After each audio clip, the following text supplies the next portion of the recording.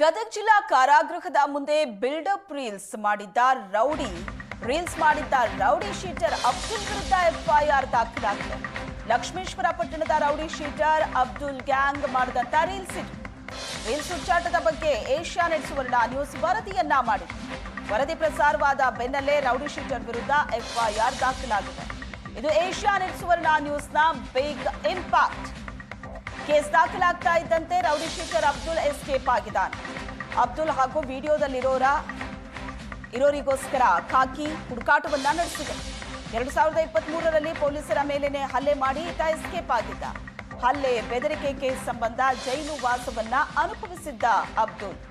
Rowdy sheeter ವಿರುದ್ಧ ಲಕ್ಷ್ಮೇಶ್ವರ ಠಾಣೆಯಲ್ಲಿ 10ಕ್ಕೂ ಹೆಚ್ಚು ಕೇಸ್ಗಳಿದೆ. ಗದಗ ಜಿಲ್ಲಾ ಕಾರಾಗೃಹದ ಮುಂದೆ ಬಿಲ್ಡಪ್ ರೀಲ್ಸ್ ಮಾಡಿದ್ದ ರೌಡಿ ಶೀಟರ್ ಮೇಲೆ ಎಫ್ಐಆರ್ ದಾಖಲಾಗಿದೆ. ಈ ವಿಡಿಯೋಗೆ ಸಂಬಂಧಪಟ್ಟಂತೆ ಏನಾಗಿತ್ತು ಅಂತ ಹೇಳಿದರೆ, ಗದಗ ಜಿಲ್ಲೆಯಲ್ಲಿ ಲಕ್ಷ್ಮೇಶ್ವರ್ ಪೊಲೀಸ್ ಠಾಣೆ ವ್ಯಾಪ್ತಿಯಲ್ಲಿ ಗುರುತಿಸ್ಕೊಂಡಿರೋ ಒಬ್ಬ ರೌಡಿ ಶೀಟರ್ ಅಬ್ದುಲ್ ರಜಾಕ್ ಅಂತ ಹೇಳಿ, ಈತನು ತನ್ನ ಗೆಳೆಯರು ಒಂದು 4 ಜನರ ಜೊತೆ ನಮ್ಮ ಗದಗ ನಗರದಲ್ಲಿ ಇರುವ ಕಾರಾಗೃಹದ ಹೊರಗಡೆ ಆವರಣದಲ್ಲಿ ಒಂದು ರೀಲ್ ಮಾಡಿದ್ದು ಕಂಡುಬರುತ್ತೆ. ಈ ರೀಲಲ್ಲಿ 5 ಜನ ನಡ್ಕೊಂಬರೋದು ನಮಗೆ ಕಂಡು ಬಂದಿರುತ್ತೆ. ಇದರ ಪ್ರೇರಣೆ ಮೇಲೆ ನಾವು ಗದಗ ನಗರದ ಗದಗ ಜೈಲಿನ ASP ಅಂದರೆ ಅಸಿಸ್ಟೆಂಟ್ ಸೂಪರಿಂಟೆಂಡೆಂಟ್ ಆಫ್ ಪ್ರಿಸನ್ಸ್ ಇವರು ಒಂದು ಕಂಪ್ಲೇಂಟ್ನ ನಮಗೆ ನೀಡ್ತಾರೆ. ಈ ಕಂಪ್ಲೇಂಟಿನ ಮೇರೆಗೆ ನಾವೊಂದು ಪ್ರಕರಣನ ಬೆಟಗೇರಿ ಠಾಣೆಯಲ್ಲಿ ದಾಖಲು ಮಾಡ್ಕೊಂಡಿರ್ತೀವಿ.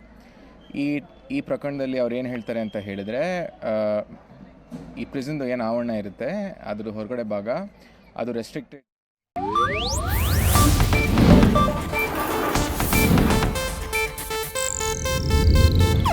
ಇದು ಏಷ್ಯಾನೆಟ್ ನ್ಯೂಸ್ ನೆಟ್ವರ್ಕ್ ಪ್ರಸ್ತುತಿ.